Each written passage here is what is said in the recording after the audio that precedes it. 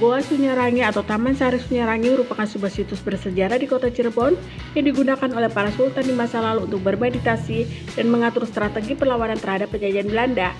Menurut buku Purwaka Caruban Nagari yang ditulis oleh Pangeran Kararangan atau Pangeran Arya Carbon pada tahun 1720, penamaan Sunyarangi berasal dari kata Sunya yang artinya sepi dan Ragi yang artinya raga versi Carub Nagari.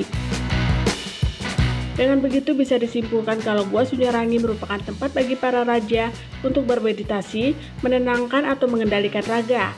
Di sini para pembesar keraton dan prajurit keraton di Cirebon meningkatkan ilmu kanuragan dan memperdalam teknik berperang.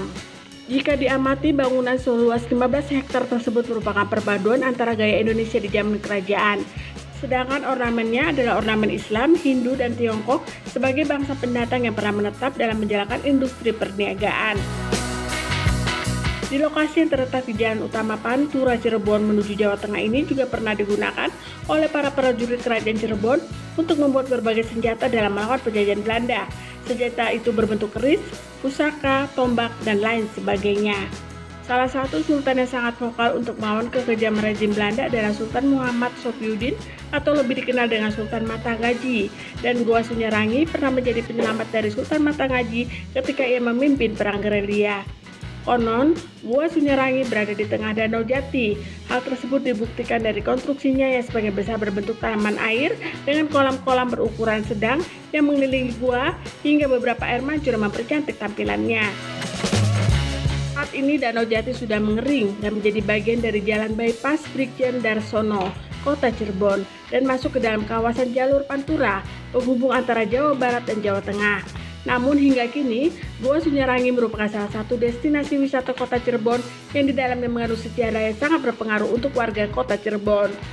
Gua Sunyarangi ini bentuknya lorong dan terdapat 3 fase dalam pembangunan Gua Sunyarangi, di antaranya yang pertama pada tahun 1596 oleh Sultan Cirebon pertama, fase kedua pada tahun 1702, dan fase ketiga pada tahun 1783 sampai 1786 oleh Sultan Matangaji. Kemudian goa ini disusun dengan terumbu karang dengan model batik wadasan atau sekarang dikenal dengan model batik Megabendung. Dan pembentukan gua ini direkatkan menggunakan putih telur.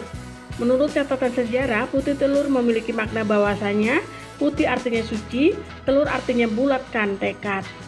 Sedangkan hal mistis yang ada di Gua Sunyarangi diantaranya mitos patung Perawan Sunti. Perawan Sunti memiliki arti seorang anak perawan yang hamil dan melahirkan anaknya tanpa melakukan hubungan lawan jenis.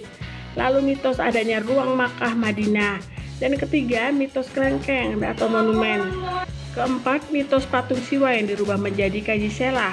Dan kelima, sumur tua yang dimitoskan kalau mandi dan minum air sumur itu akan awet muda dan lain sebagainya.